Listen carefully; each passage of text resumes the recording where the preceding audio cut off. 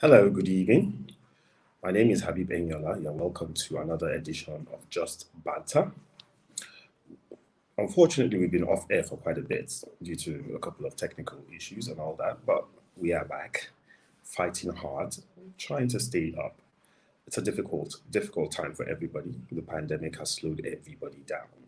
I don't know what the pandemic is like, whatever part of the world you're in, but everywhere else, everybody's been having a really tough time in trying to make do or to stand tall, chin up in these really difficult times. COVID vaccines are being rolled out everywhere. Well, in most developed countries, as a matter of fact. In Africa, countries in Africa are really struggling trying to get the vaccine, but a lot of them truly can't afford it. So they have to depend on the United Nations, the WHO, to try to sort something out for them. What they do with their resources, nobody truly knows. But hey, what can we say?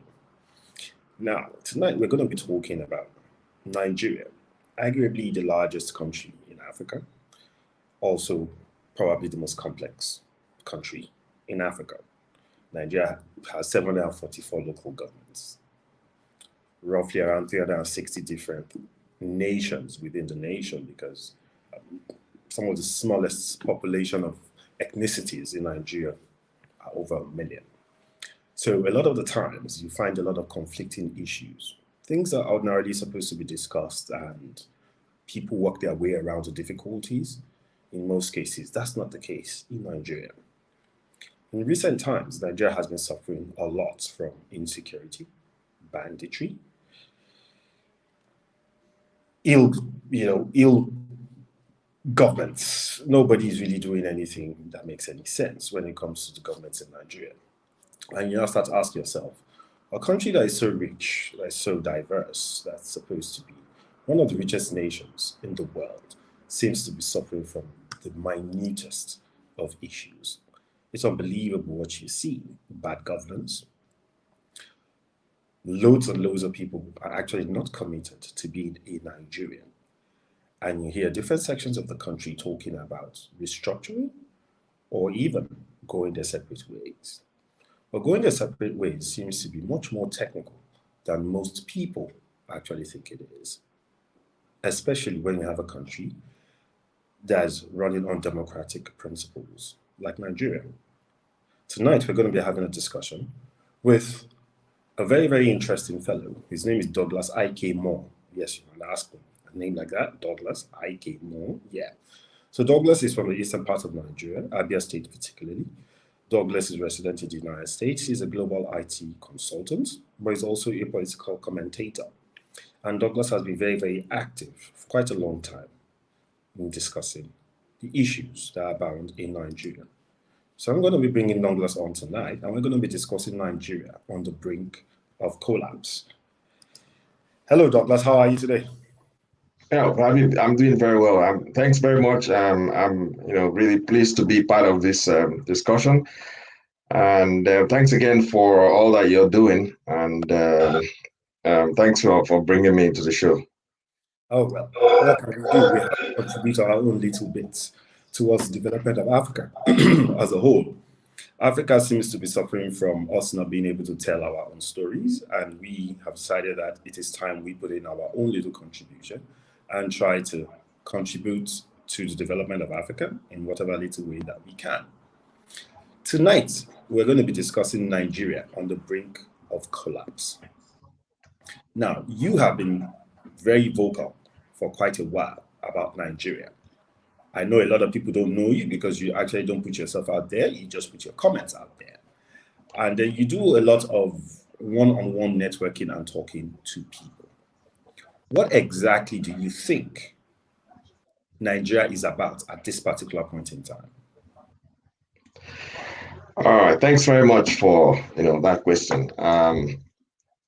To start this discussion, right, Habib, I think this whole thing we've been talking about Nigeria for so many years. I mean, we've me and you we've had discussions just like we've had discussions with different groups, small groups, about Nigeria. I think I talk about Nigeria for the past, let's say, 15 years.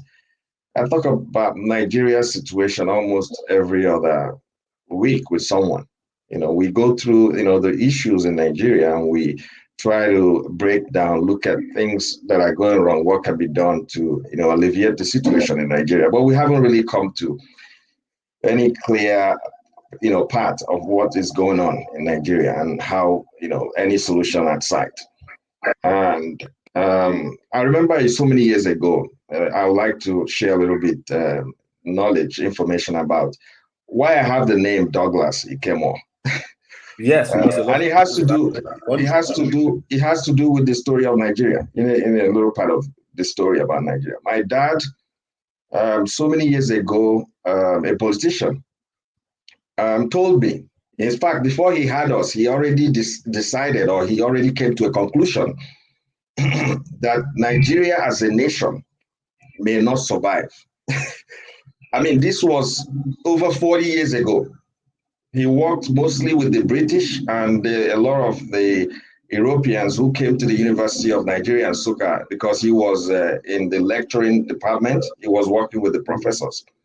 And he said, after working with a white guy and working with a black man, it's very clear that the selfishness that exists in the black community, especially in the African black community, kind of is a kind of impediment to any arrangement like a country, to, any survival that can come out from bringing someone together as a country.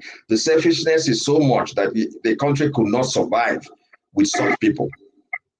And so he decided that he was going to give his children English names, because he actually didn't believe Nigeria was going to survive.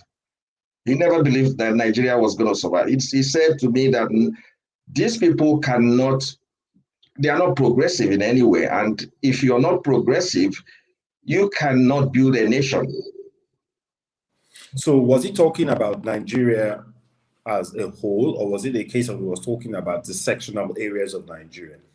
He was talking about, the dominant part of Nigeria, which is the vocal part of Nigeria. If you talk about the West, the East, they were more vocal than the North.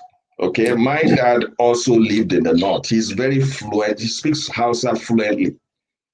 So he knew the North, that they were not as aggressive and vocal as the West and the East.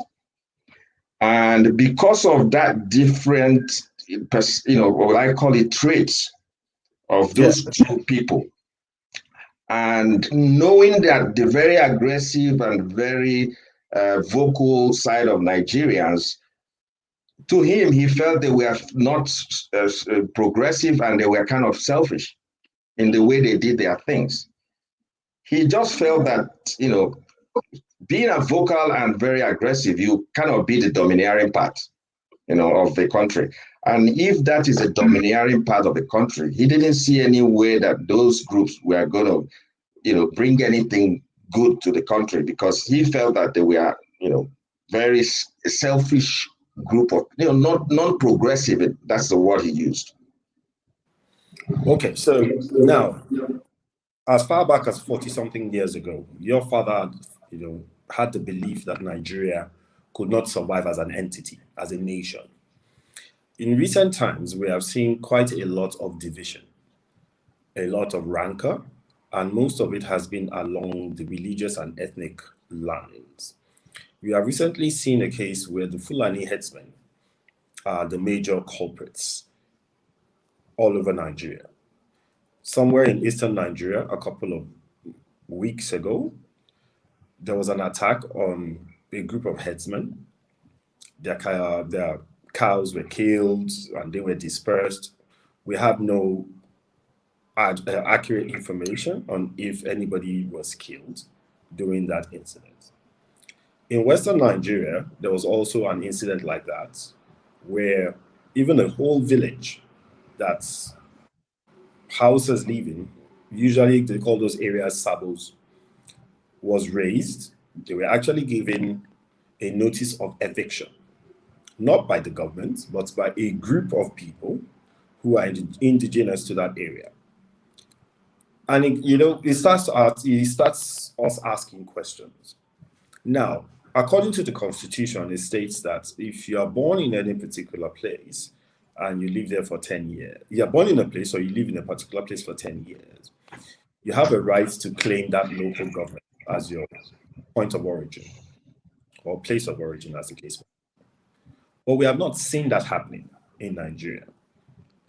In the early days, in Onitsha, for instance, you actually had a Hausa man who was the mayor of Onitsha. Or was it Enugu? Enugu. In Lagos, even up to date, you have people from Eastern Nigeria in the cabinet, none from the Northern Nigeria, as far as I know, but we know from Eastern Nigeria. Each region has indigenous people as government officials, either as the governor, House of Assembly members, senators, and House of Reps members.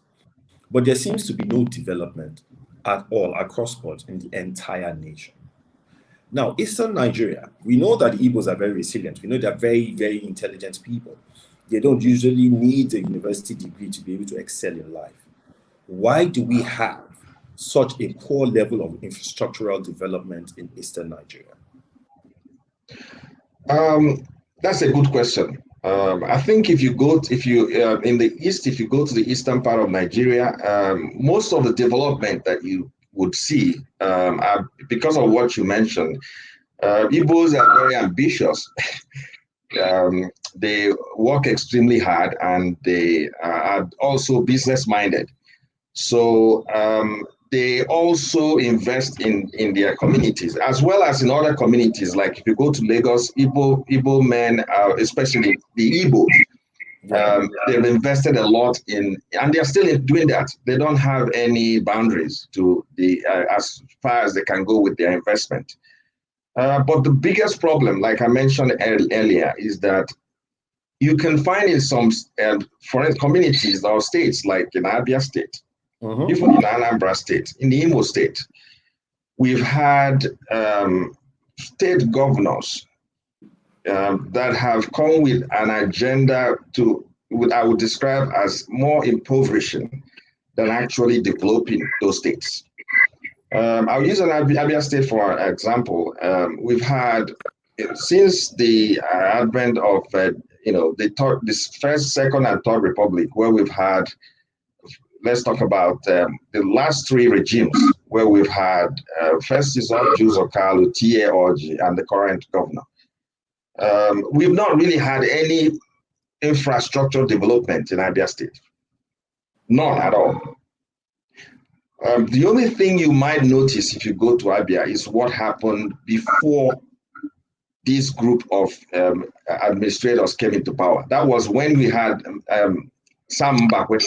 Sam Mbakwe developed most of Umuahia that you can see today, which is the capital city. And most of what you see in Owerri were done by Sam Mbakwe. And that points back to my earlier, in what I mentioned about selfishness. You see, we have a government that people come in and run as their own personal businesses. And, it looks like they actually benefit for themselves, take out the profit from governing people and not deliver what we call the dividends of democracy. So that's what is affecting most of the eastern parts of Nigeria, not as much as it affects Abians, which is mostly impoverished. Anambra is doing a little bit better due to, I guess, the governor before that was Peter Obi. When Peter Obi was there, he actually laid some foundation for some development, infrastructure development, but it's still, compared to what we should expect, is still below expectation where they are right now, today. If you go to Enugu, the same thing. They are doing a lot better, but they are not where they should be at this time. If you would look at the resources available to these governors, I learned about that the governors would receive some what we call a security vote, and a lot of money coming in from the federal government, which you call the subventions. And I haven't really seen any of these governments put in place a strategy that will create an environment for business entrepreneurship, like create an environment that will generate money for taxes that they can use to redevelop these communities. Yeah. I have not seen that in Abia State, for instance. Aba is supposed to be a business hub. If you ask me, any administrator or governor who is um, governing a state like Abia should invest a lot in Aba to be able to activate that business environment, because it's a very big hub. You have a lot of entrepreneurs that you can find in Aba in those years. In about 10, 15 years or 20 years ago, Aba was a hub where people produce, you had little manufacturers, like you have people manufacturing shoes and all kinds of stuff. But all that have gradually, died down just because they don't have the requisite infrastructure like roads. I don't want to mention electricity, but at least roads, the governors have some control over certain roads that will lead in and out of those manufacturing areas and provide them some kind of, like some kind of will I call it, support that will allow people to be able to have access to things that will help those businesses to grow and thrive. If you go to Onisha also has a very large business base. You have a lot of traders in Onisha, practically developed by those traders. It's a large, very heavy business hub. And you can rarely see government intervention in improving the structural nature of those areas in order to help the businesses to thrive, and also providing incentives for those places to thrive. So it's all comes from the same basic thing about the governors or the administrators not being able to put the populace, the masses, into consideration in their governing.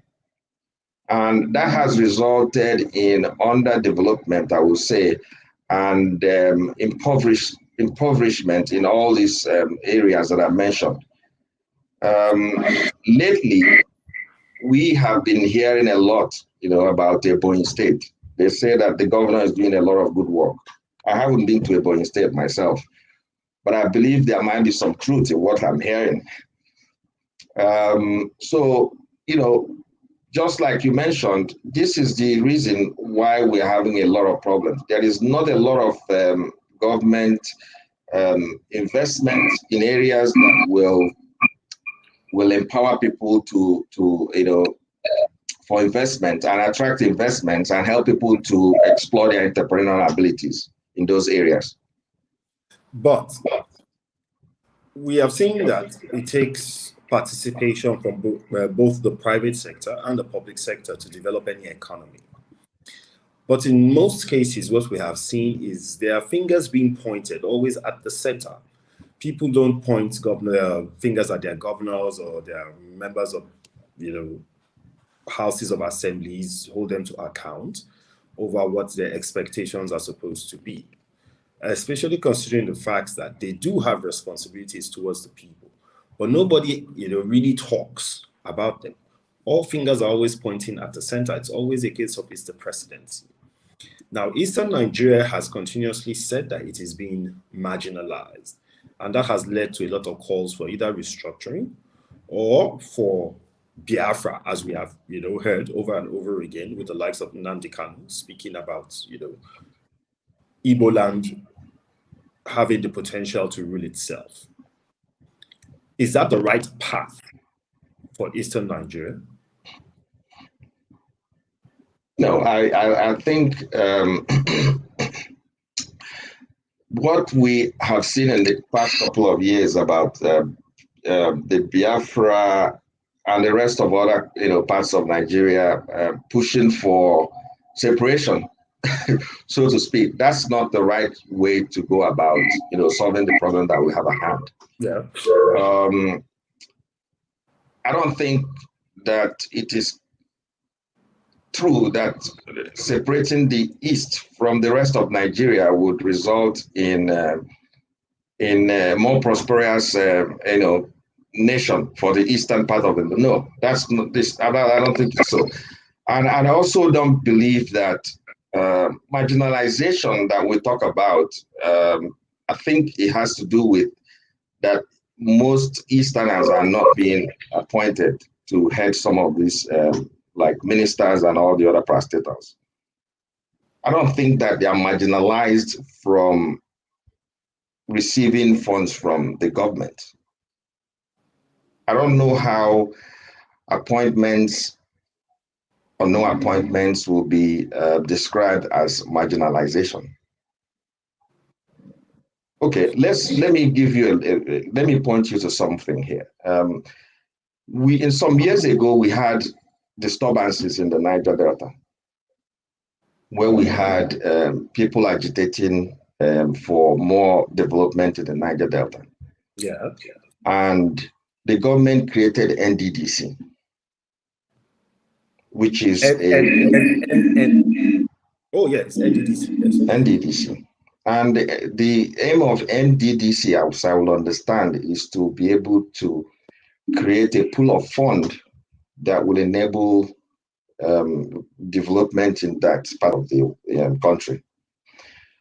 This is over 10 years of creation of NDDC and a huge amount of inflow into that project. What has been the outcome of NDDC project? I don't think it's actually noticeable in real terms. But was the idea of the NDDC in the first place, was it not a contradiction, considering the fact that every state in southern Nigeria or in that Niger Delta area already has representatives at government levels, at every stage of government level? So they had at the presidential level, they had at the National Assembly, they had at the state level, they had at the House of Assembly level. What was the need for a Niger Delta Development Commission? I think basically there was a lot of tension. I don't think the idea of an NDDC was done because there wasn't representation in different arms of the government. I think it was a move to actually quell the chaos that was going on in the Niger Delta at that time. You mentioned the representations that you have in this, like you have the Senate, you have the House of Rep, and the rest of them, who are supposed to be representatives for the people. But the problem really is Nigerians do not hold those people. They've never held any one of those people responsible for anything.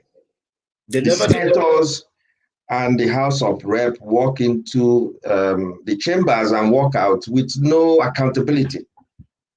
They basically enjoy the millions of naira that is being, they collect from the government without providing any accountability for their representation.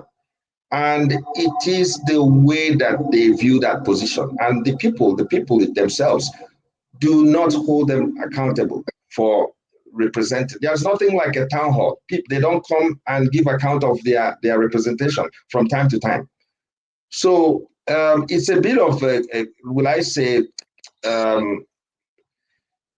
maybe the masses or really Nigerians do not really understand how the government is structured and how they should ask, who they should hold accountable for their representation or for their vote, for going to the polling booth and to cast a vote and elect someone like a senator or a House of Rep. Most Nigerians don't understand what that represents. And most Nigerians. And there's a very interesting man that we're going to be bringing onto the show very soon, probably immediately after this series on Nigeria on the brink of collapse. He and a few of his acquaintances, or should I say friends, set up an electoral college in Nigeria. His name is Mr. Kunle Lawal. We're going to be bringing him on. Mr. Kunle Lawal and his colleagues have been trying very, very hard to try to get Nigerians to understand exactly what the role of each and every member or representative at every level, what their responsibilities are. He's been working very hard on that, so we're definitely going to be bringing him on very soon to talk about the Electoral College in Nigeria. Now, for the 2017-2018 budget, the federal government allocated a certain amount of money towards the development of the major airports in Nigeria. The primary focus of that budget was to develop the Enugu International Airport. Because of the rate of travel of Eastern businessmen out of Nigeria, Air Peace, an airline who has been making giant strides in terms of the aviation industry, started flying to China. And the government felt that that Enugu airport would have been better served to the people if it was a standard airport. Now, that budget did not fly. And why did it not fly? Because the members of the National Assembly felt that their remuneration was not enough. So when they were negotiating, what they did was they slashed the budgets for the development of those airports. Now, you had representatives from Eastern Nigeria, both in the House of Reps and in the Senate. They did not fight against that. They did not work for the interest of their people. What they were working for was their own pockets. And the people don't hold these people accountable for such things. Why don't we as a people hold representatives accountable? Yeah, I think you just mentioned that again. The people do not really understand, their position in the, political, will I say, landscape. People do not understand their role in politics as individuals.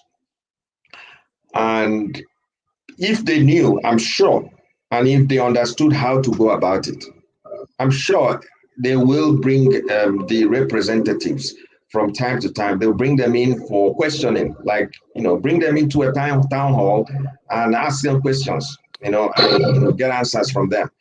But I don't think, that is their own understanding of how the system works. They are not, there is no, will I say, organized way for people to be able to approach these people, these representatives, and be able to force them to at least do those things that they promised when they, were requesting to be elected to occupy those positions. So it's really a complex situation, Habib, and it's I don't know how to describe the situation really. These are people who the representatives are running, the government, like I said, as their own business. They don't, once they get into power, they feel they are not accountable to anyone. And they, focus on their own selves. And once in a while they come out to, show one or two things that they are doing, which usually are not really significant. And this is happening everywhere. And this has been happening for years. It doesn't seem to have changed, over the past couple of years. So it goes back to the first thing I said about the whole country, where people are extremely, especially people in government are extremely selfish.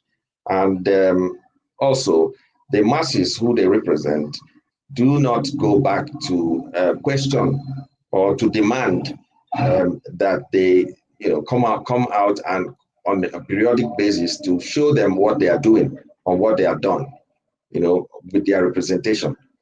So it makes everything more difficult because you see they are not doing anything. They are in the house, they are not doing anything, and they don't have any clear goal. They are only there to make money. And while they are there making money, things are getting out of hand, and the system is continuously deteriorating. There is no infrastructure development. There is no jobs, because when you have infrastructure, businesses have a good environment to operate. And when you have those good environments, people are more likely to invest, and then people have jobs and the economy is active. And those things are not happening. And because they are not happening, it's going, we all been going around the circle all these years. Nothing is happening. You appoint someone, or you elect someone to a position, they come there for themselves. They basically collect as much as they can collect from the government, and they have no plan of action. They have nothing. They say that when they are trying to gain votes into those positions, but as soon as they are in there, they do not have a plan. They do not have something they have set down they are going to deliver. Okay, and once they are done, they leave everywhere empty. I mean, it's basically the same way they came, that they leave it. It's more impoverished in most cases. So this is what's been happening, not just to one state or one local government. It's been happening continuously for the past couple of years. And, this is why this state of the country is the way it is today. So the insecurity you mentioned is just a new thing that came in from somewhere. I don't know where it came in from, but impoverishment, or impoverishing Nigeria as a state, has been something that has been engineered by the elected officials. They have continuously received funds for one thing or the other to develop this country, and they have refused to do that. And that has created, a lot of gaps, holes, and a lot of, deterioration in the economy. In as much as you can see, we don't have industries, we don't have jobs, and we have youths that are, a lot everywhere. Young graduates don't have anything to do, and even if they find this, they are underpaid, and you can understand that the economy is doing badly, so the price levels are very high. So it's a really very challenging situation, I can imagine.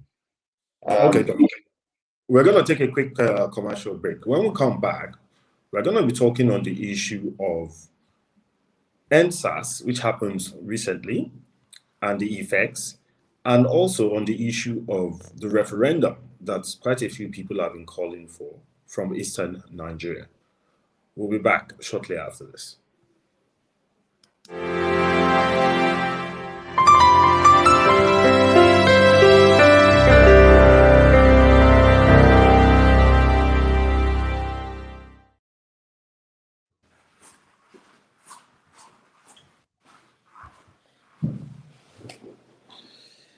Hi, Douglas. Yeah, sorry. If you're just joining us, you're welcome to another edition of Just Banter. And tonight we're discussing with Douglas Moore, Douglas I.K. Moore. Douglas is a global IT consultant, and he's also a political commentator, and he has been quite vocal on the issues that are going on in Nigeria.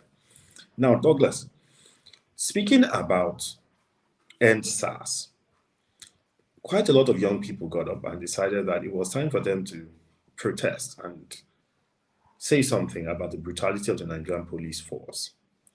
For the first time in Nigeria's history, as far as we know, we have actually seen, well, in recent times that is, because we had the Alimos go some time ago in the 70s, where people got up and said that the then Minister for Education had to leave due to his poor performance.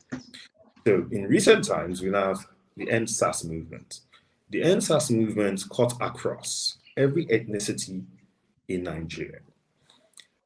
And for those who have said that Nigeria was on the brink of collapse, on the brink of, separation and different regions going their separate ways, it struck a chord with them, and it seems that that was not really on the table. What was on the table was the issue of bad governance. Now, do you think Nigeria is suffering from bad governance or bad followership, considering the fact that people could come together and, carry out the NSAS movement? Thank you, Habib, for that question. I think basically what I would say is the foundation of anything. It doesn't matter who you bring together. I think leadership is a very key, is very important in every association. If you have people, bring people together for any purpose, you need good leadership. And I think a lot of people talk about Nigeria was started on a wrong footing. The British brought the wrong people together. I don't really buy that completely. I believe that even if there were so many people brought together, which I think is some kind of diversity, which is good. I think the most important thing would have been to, if we had a very good leadership, we would be able to benefit a lot from that diversity, because diversity is very good. You have different people, from different ethnic groups and different perspective of maybe life coming together. You can actually benefit more from, bringing people of different perspective and ethnic groups together than having just one group of people in the system. They bring their own special characteristics, and which you can blend and create something new. So I don't think it's about the formation. I think it has always been about leadership. It has always been about leadership. Yes.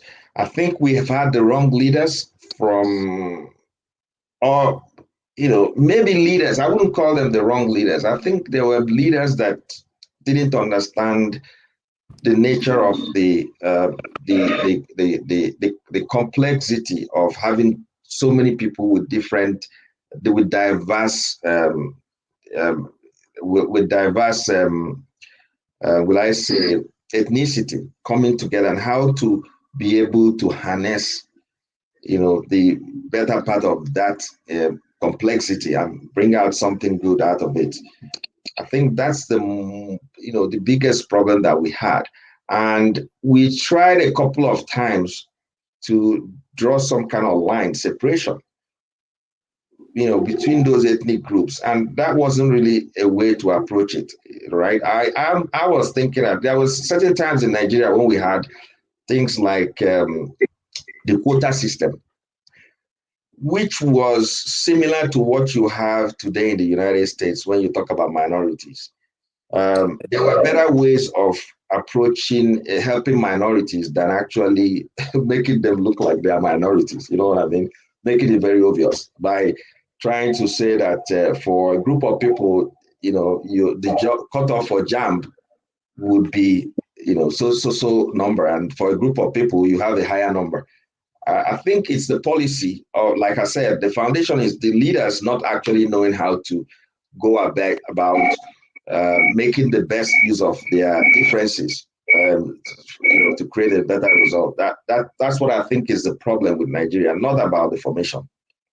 But this has been going on for so many years. So there have been different sets and different types of leadership in Nigeria. You've had the civilian, which started with the parliamentary system, and then you now had the military juntas, and then you now had the Second Republic, which was a democratic setup, different sets of leaders, and then military juntas again, and then you now have the democratic dispensation again. So how come it is a case of it is always the same story? You keep having issues of people coming up saying there's marginalization for Eastern Nigeria. You keep talking about the underdevelopment of Northern Nigeria. We keep talking about the overdependence on Lagos, for instance, having the only port, and how it is causing such a disruption and a lot of hardship for a lot of people all over the country. These issues have become perennial. How can these issues continuously persist when you have had different sets of leaders over the years? Yeah, so Habib, thanks for that question. What makes a difference is not really about different people, coming in at different times. It's actually what makes a difference is the approach. We have to have the same approach to governance. I mean, you cannot play by different rules. I'll give you an example of what I mean. Like, if you want to have, for instance, you want to have a foundation, like you have to have a system of operation and what we call institutions. Everybody has to receive equal treatment because the institutions establish those things. And it's not about where you come from. So the area of ethnicity will be blurred completely because whether you're from the north or from the east or from the south, the institution is supposed to provide you the same level of service. So all decisions are not biased. No, none of those decisions that comes to do with how the resources are being shared should be biased. It shouldn't be based on, it should be based on something that is equitable in nature. It shouldn't be because, the North is, has, some things are based on population, just like in every part of the world. But everybody there should be equity. Everybody should be able to see that the distribution of these resources is equitable. So nobody will have any reason to, bring up the issue of vividly, you cannot see anything that you can relate to marginalization. That's what I'm saying. So we haven't been able to establish that right from time, whereby every part of Nigeria would see themselves as being treated as the same or equal to every other part of the country. These institutions have not really, I think they haven't really operated in that way, basically. They have not really, there hasn't been any real, will I say, balance in the way that they deliver things to different parts of Nigeria. So if you take, for instance, if you go through the governments before the First Republic, before the coup and the military took over, every time the military came to power, they will always talk about corruption. And they will come up with policies that are supposed to curb corruption. But the point is, nobody has ever been able to actually defeat corruption in Nigeria. That's amazing, isn't it? Because it's, like I said, it has become perennial. It's something that everybody talks about, but nobody ever has a solution to. Yeah, so why I want to relate this is because institutionally we haven't created a system that rewards everyone. Whether you've done well, you get rewarded the same way. If you've done the wrong thing, you get the same reward, which is you either get jailed or something. So that hasn't happened. And so it looks like it's not a balanced system. Everything depends on who you are or what you represent. So in a situation like that, you find out that there's bound to be a lot of problems because there's no fairness in the system. If you are in government, for instance, and you decide you're going to, take an airport and put it in your village, nobody is going to question you. Nobody is going to come out and ask you, why do you want to site an airport in your village? And sometimes, you can get your way through. And a lot of people see it as being unfair. So there is no balanced standard of being able to reach out to the whole country using the same approach for development.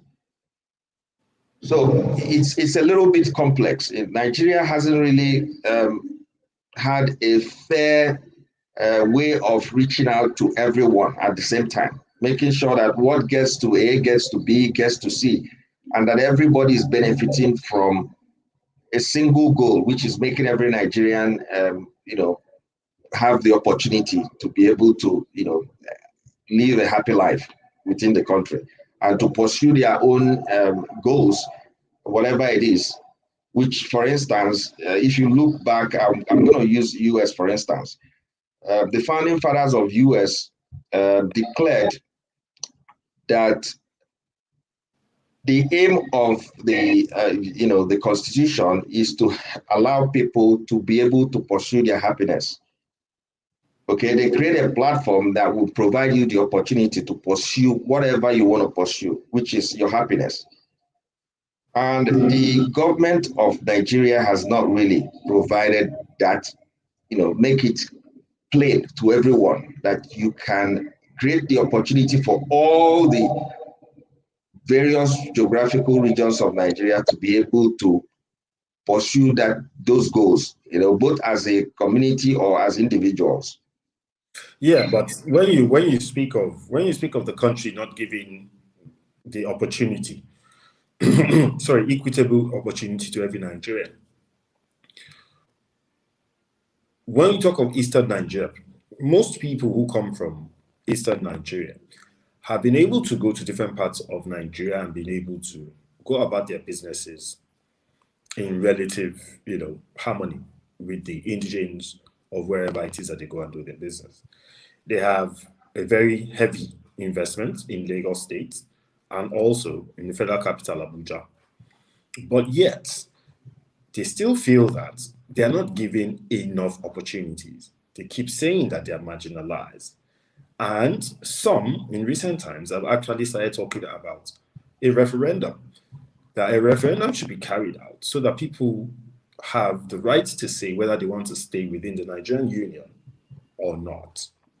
Now, do you think that Nigeria is ripe for a referendum? Do you think that the referendum should be held? And do you think, even though you have stated earlier on that you don't think that a separation of sorts is going to be the answer to the level of underdevelopment in Eastern Nigeria, but do you think that should be the case? Do you think that people should go to the ballot boxes, do the referendum, and then speak their minds? I don't think there should be. I think we should be looking towards restructuring and not referendum for the country to split into different parts. No, I don't think we should be going for that. I don't think it's really going to help even the East to be more prosperous than they are today. Like you mentioned, they have enormous investment in other parts of Nigeria, and if you do have a referendum and decide to split, that's going to bring a lot of challenge. It's like it's like tearing a company apart and having different owners in those companies. So I don't think a referendum is what they need. I think they need something like a restructuring, and that restructuring will go along the lines of a federal, more like a federal system whereby the states can manage their affairs, but also under a federal system whereby they have one supreme power that provides some kind of umbrella covering for, provides some umbrella policy for everyone to follow. But the states will have powers to, make certain, laws and be able to implement certain strategic goals for themselves. So I do not, buy the idea that we should go to a referendum and divide the country into different, the north, east, or west, or whatever number they want to divide it to. I think we should, be looking at restructuring, which I think might be more beneficial to everyone. Now, when most people talk about restructuring, they talk about what you have just said now, which is, true federalism. Now, the question that a lot of people do not ask is this. You do have states in Nigeria, and those states have local governments. Now, under federalism, the most prominent form of government should be the local government, because the local government has a much more direct access to the people. The local government can effect more change effectively in less time because of their proximity to the people. But what we have seen in Nigeria is the governors having so much powers that they've actually taken over those local governments and they've turned them to an arm of the state government.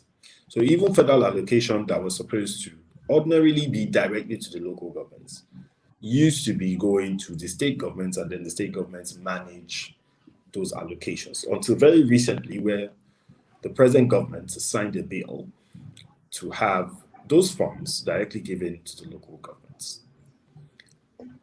The people are not asking for this. If the people were asking for this pointedly, then it would be obvious that restructuring could work, because that means people truly understand what restructuring is. But in this case, they're not even talking about what the role of their local governments are. So how can they even say they want to restructure? What exactly are they restructuring if they don't understand what they want to restructure? Yeah, this is it's a very complex thing. It's about ignorance. All these things you see playing out has different components. It's about ignorance. It's about um, people taking advantage of other people's ignorance and not doing what they're supposed to do. The general population or the electorates are very ignorant of how government should function. And like I mentioned earlier, and what who they should hold accountable at any point in time. And because they don't really understand, everybody is busy, you know, doing their own thing, and there is no, will I say, there is no organized way of channeling people's energy, towards getting things done in any particular space. For instance, people are busy doing their own thing. When the election comes, everybody will, probably go and vote. And once the voting is completed and they elect those people into power, it ends there. There is no organized group that goes in to monitor what is going on and report back to the rest of the population. And there is no organized way of people working with those people that are elected to ensure that what was promised is actually delivered. So there's Yeah, a but lot one, of but one of the criteria, for running for office when it comes to representation is you having a constituency office. The constituency office is supposed to be a liaison point for the people who are voted to represent you to be able to communicate with you, to be able to hold you accountable. Well, we have seen cases where those so-called constituency office don't even exist in the first place. yeah, it's all of it. Everything we've discussed in this particular show points back to what I said from the beginning. We, the way our democracy is a different kind of democracy. The foundation of our democracy is faulty in a way. It's a democracy that is not for the people. I think democracy is supposed to be for the people, by the people, and all the other things about the people. By the people, for the people, with the people, and everything people. Our democracy is not founded on those pillars.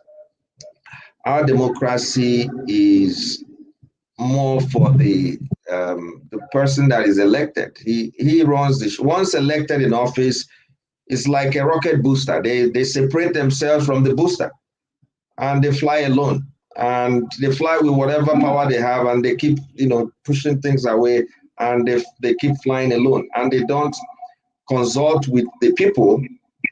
They don't check back with the people to know how they are doing and to try to get more information from. It should be a kind of a loop where these people you're representing will continue to feed you back, and you continue to feed them back, and you people continue to agree that we're doing what we're supposed to do, and you continue to request for more input from them from time to time, and use those inputs to go back to the House and to put forward legislations that will help the general populace, to be able to achieve whatever goal they have set for, whether it's a community, the state, or for the whole country. So that doesn't exist. And it's because not just because there is no there is ignorance in the system, but because it also has been structured. The system has been structured for such things not to be possible. The way the political system is built, those things aren't very possible. The constituency, the town halls cannot happen the way we are structured. We are actually structured to be able to stop those things from happening. And it's for their own, to be able to continue to push their agenda, which is not for the people, which is basically for them. Because if you have the constituents and the people interacting with these elected officials, some of the things we are mentioning today that are happening may not be happening. But because they don't want that to happen, they do not want to create those forums, and they actually want them to break down so that nobody will hold them accountable. Wow. Okay. So for a country like Nigeria that has such brilliant minds all over, it is quite amazing that something as simple as being able to communicate with your elected representatives is not happening. It is amazing that it has been structured in such a way that it should not happen, and it has been structured in such a way that it will be difficult to get it to happen. Elected officials are supposed to have constituency offices. They're supposed to be responsible to their people. The people who elected them should be able to write to them. They should be able to call them to account. And in the events that they are dissatisfied with their service, they should be able to recall them. Unfortunately, we have seen that there's never been a recall process that has been successful in Nigeria so far. It usually ends even before it starts. The Constitution has made it so complex to actually recall an elected official when you are dissatisfied. So I do agree with you that it has been structured in such a way that these things will not happen. It's pretty sad, but it is actually the fate of Nigeria as is. Now, on this issue of whether Nigeria is on the brink of a collapse or not, Douglas, do you think Nigeria is on the brink of a collapse? I think Nigeria will maybe get to it's kind of in a point where you cannot say it's actually in the brink of collapse or not, but there are pointers to the fact that there's certain things that might happen that would lead to a collapse in the Nigerian system. I don't think the general public, the Nigerian youths, and the people I would say that can, be able to make that happen. I don't think they have that. They have gotten to the point of the breakup point where they can, actually push hard enough for Nigeria to collapse. A lot of, if you look back in history, the countries that they actually were broken down. If you go back a couple of countries like Soviet Union and some others, even the ones that happened during the Arab Spring, it was as a result of some of the things that, in fact, Nigeria has gone beyond the point of some of those countries. I don't know, we don't have statistics, so we can't really say exactly how bad things are in Nigeria. But I knew some of those countries, for instance, the time of Egypt and the rest of the Arab countries called for. It wasn't really a breakdown. It wasn't. They were not calling for a breakdown of the country. They were actually calling for a regime change. Some of them were having military dictators, and they were trying to have a kind of a democracy and have a say in government. In some countries that were broken down, it actually was as a result of certain economic, very harsh economic situations that led the people to either get freedom or death. I don't think Nigerians have got to the point where they have said, you give me freedom or give me debt. You have to get to the point of give me freedom or give me debt for you to be able to, tip the point of collapse. I don't think so. if you offer those Nigerians two. have not gotten to that point yet. Yeah, Nigerians have individually have not got to the point of freedom or debt. Once we get to the point of give me freedom or give me debt, then we can be talking of a collapse. But I don't think we have. If you talk to the common man on the street, they can tell you all that they know how things are bad, but no one wants to die. You have to get to the point of you want to die for something that thing can actually take effect. So, and it's because of who we are. No matter how bad things are, I think it's also because of who we are as Nigerian. That is why our leadership can actually manipulate us, take advantage of us, create a lot of confusion, and still get away with it.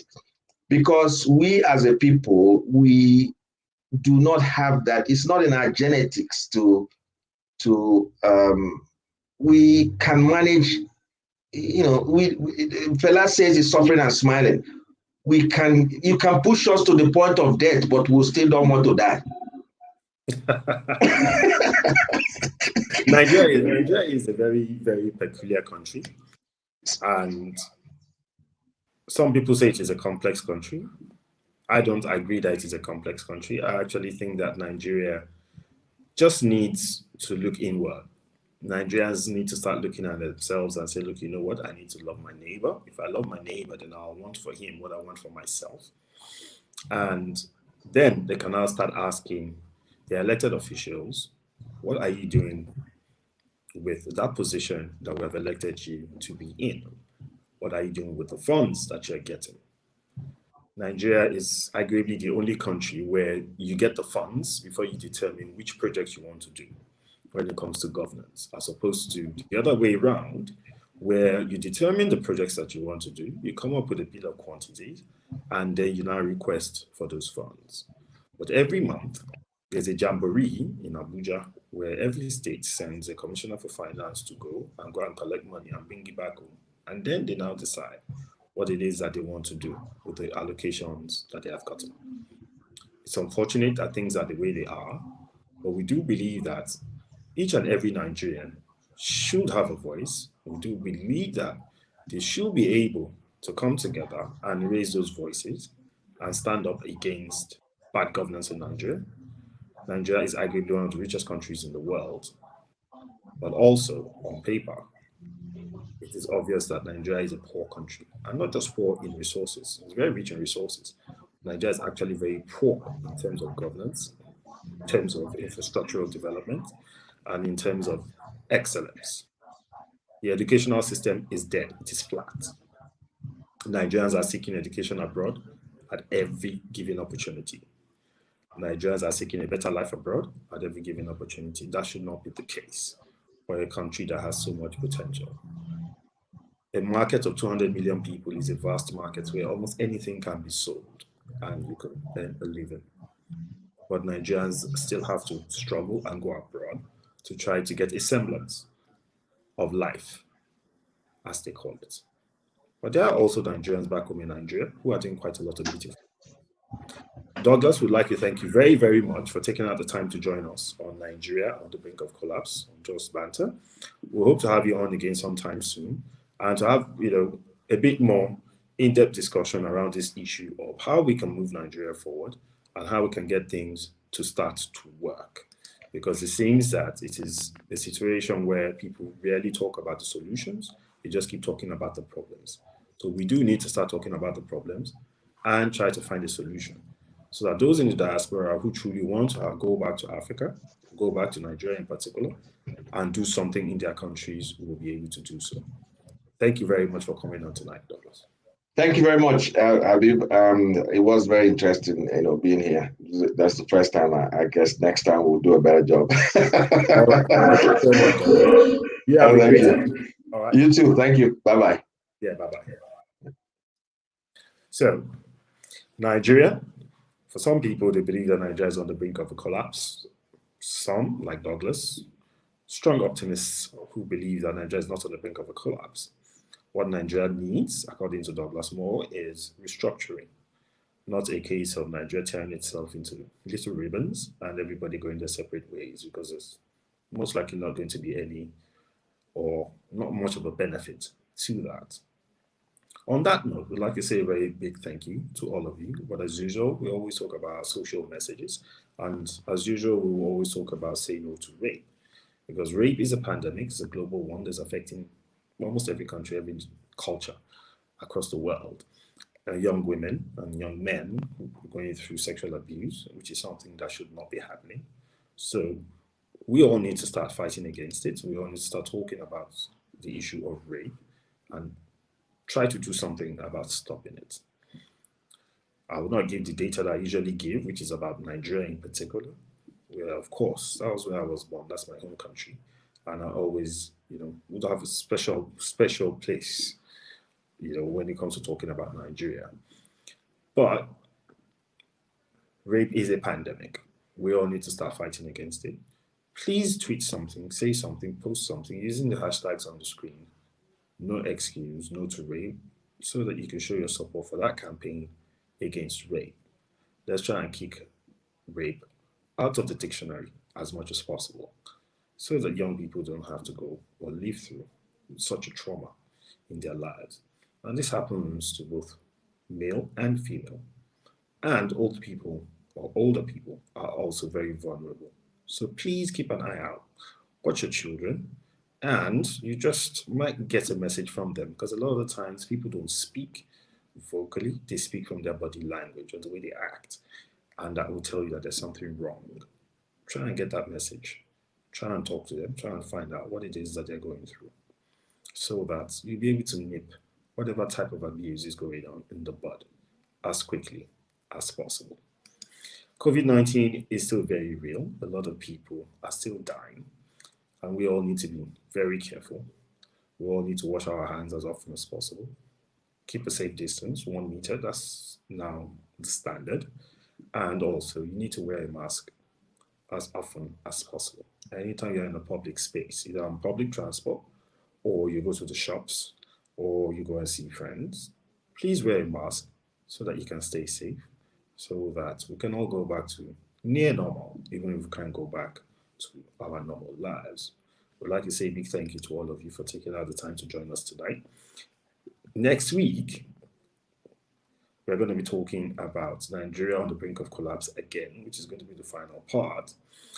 We're going to be bringing on somebody from another part of the country, Nigeria that is, to come and speak on the issue of Nigeria, why it is where it is right now, and what could be a possible solution to all the tragedies that are going on in Nigeria.